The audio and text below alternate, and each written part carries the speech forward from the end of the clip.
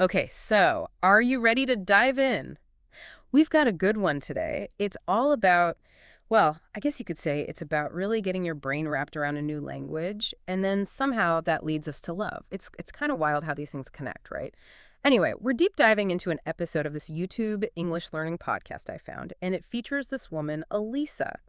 And get this, Hmm. she wants to study abroad, maybe in the UK, maybe in the US, but she's got this like mini quest she's on first. Oh, tell me more about this quest. What's she trying to conquer?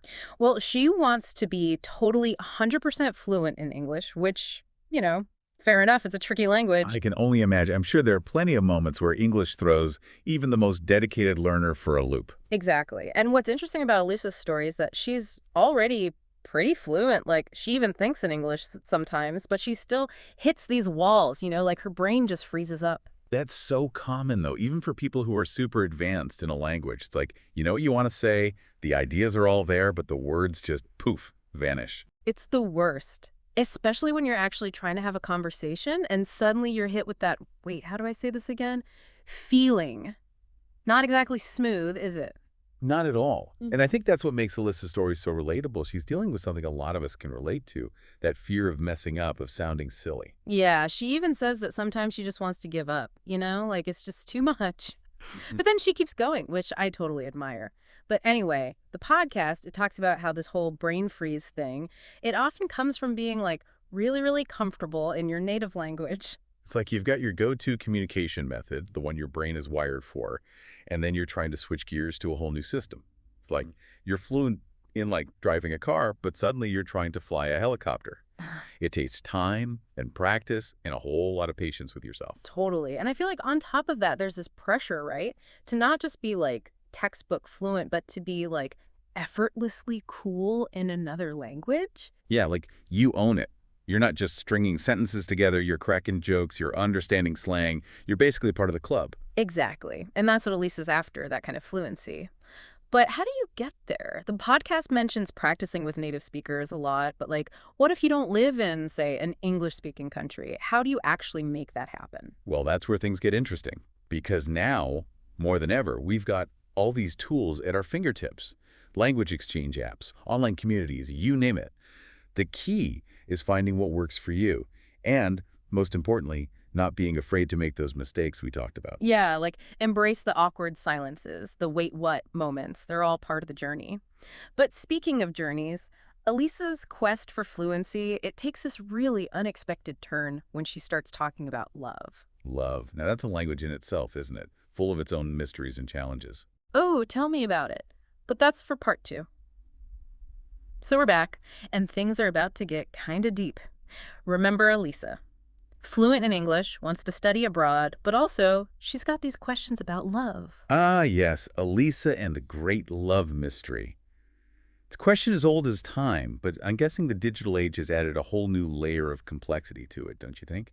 You took the words right out of my mouth because it's like with dating apps, with social media, how do you even know when you found something real? Like, is this genuine or just a really good filter? Right. It's a valid question. And to be honest, it's one that I don't think has an easy answer. I mean, Yeah. we could spend hours dissecting the impact of technology on our relationships. Oh, absolutely. Like, is that Instagram couple actually happy or are they just good at staging photos? We've all wondered it. Right. But for all the ways dating and relationships have changed, I still believe some things remain fundamental, timeless even. Well, that's a relief. So, what are these timeless truths about love? Because the podcast, it touches on a few key things. Shared values, making each other a priority, that sort of thing.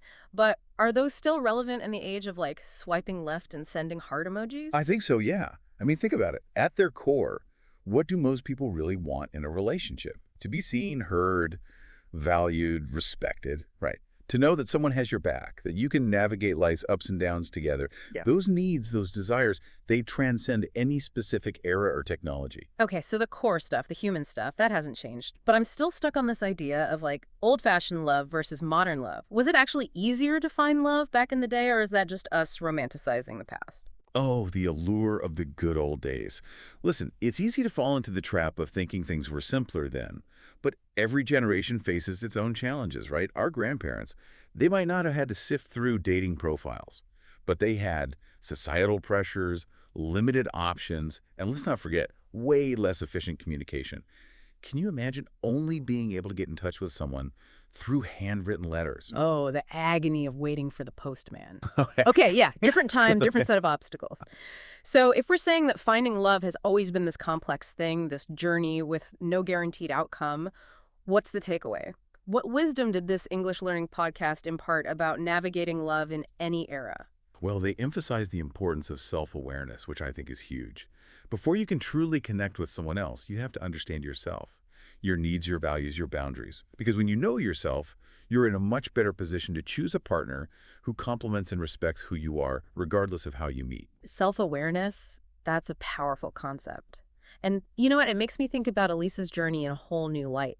We know she's studying computer science, which is this field that constantly evolves, always pushing you to learn and adapt. Plus, she's got this dream of studying abroad, which takes courage, stepping outside your comfort zone. What strikes you about her? It's interesting because you can see how those themes we've been talking about, they're woven into Elisa's whole approach to life.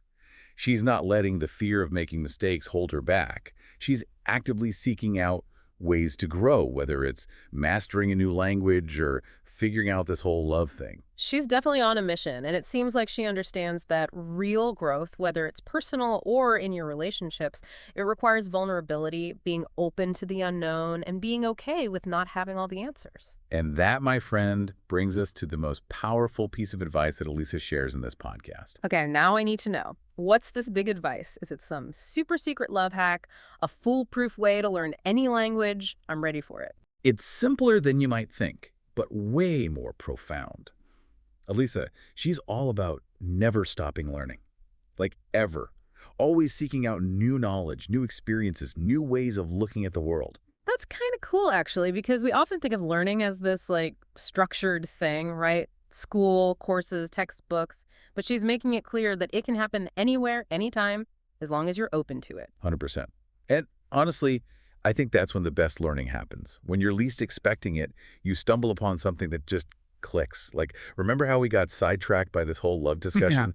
All because of an English learning podcast. I know, right? Yep. It just goes to show you never know where a thought, an idea, a question is going to lead. It's all about following that thread of curiosity. Exactly. And being brave enough to explore, even if you're not sure what you're looking for. Which, speaking of exploring, there's this one little detail about Alyssa that I think really drives this home. So we've talked about how much she loves computer science. Yeah. Yeah. This field that's all about logic, systems, problem solving. Right. She's clearly got that analytical mind. So what's the surprise? Well, get this. Her other passion, it's biology. She even calls it magical. Fascinated by how living things work, all the interconnectedness of it all. Wow, that's kind of perfect, though, isn't it? This computer science whiz who's also captivated by the complexities of life itself. It's like a reminder that we don't have to fit into neat little boxes. And that sometimes it's the unexpected combinations, the things that don't seem to go together that make us who we are. Like, you wouldn't necessarily put those two subjects together, but for Alyssa, they clearly feed into this bigger picture of how she sees the world. And maybe that's the real lesson here, right? That learning isn't about just collecting facts or skills. It's about becoming a more well-rounded, curious, and I guess you could say interesting person. Absolutely. It's about constantly expanding your horizons, challenging your own assumptions, and being open to the possibility that you might just be surprised by what you discover along the way. I love that. And you know what? I'm feeling pretty inspired right now. This deep dive has been quite the journey. We've covered everything from conquering those language learning struggles to decoding modern love.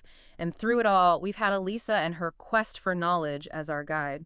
It just goes to show the pursuit of knowledge can lead you to some pretty unexpected places. It really can. And the best part is, it's a journey that never really ends, as long as we stay curious, engaged, and open to new possibilities. Beautifully said.